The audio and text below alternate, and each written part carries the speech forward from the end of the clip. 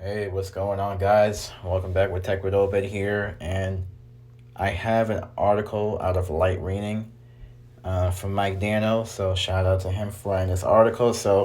As you guys kind of are aware of, the AT&T they shut down their 3G network yesterday.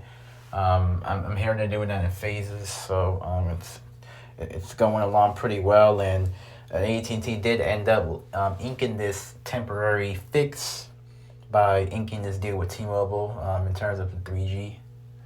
But for the time being, they're gonna roam on AT&T, the alarm companies, because unfortunately they have not upgraded their infrastructure, and some of the car companies as well haven't upgraded their infrastructure. So they've been screaming for AT&T not to shut it down the past 24 to 48 hours, technically speaking, and for quite some time. And they obviously weren't prepared. But they should have been prepared up to this point in time, because AT&T was going to shut it down either way. So there's simply not enough time for such arrangements to be made, and actual roaming logistics have been implemented. The group told the FCC late last week. And that issue potentially millions of Internet of Things and devices connected to the aging 3G network. AT&T has said that 1% of network traffic is 3G, but has not provided a number of effective devices or customers. AT&T did announce in 2019 that it would shut down its 3G network by this month, and it has also been working to move the affected customers onto its 4G and 5G networks. As you guys can kind of see, the AT&T said this 3 years ago, technically. So the alarm companies and car companies that are on these networks should have been prepared, and also parking meters that are also on the network as well.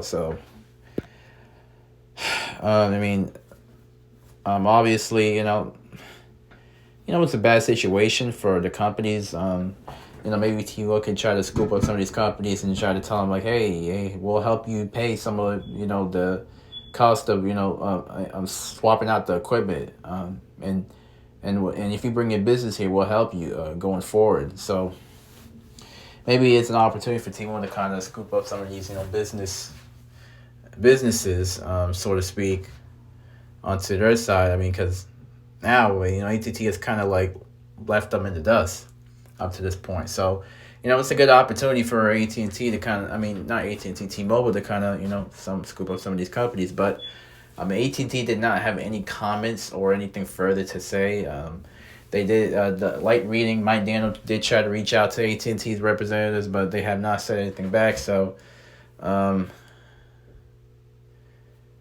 in the meantime, these devices that are on AT&T 3G network are going to roam on T-Mobile's 3G network for the time being until further notice.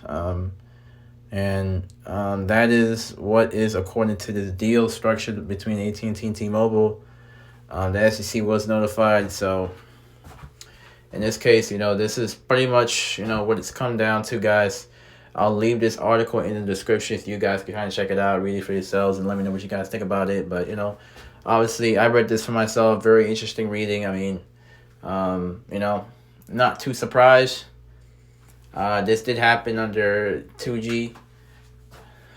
Same deal. We'll see what happens. We'll see if T-Mobile can actually make this even bigger. By helping these companies and trying to get them on their side. Hopefully, maybe, if they're smart.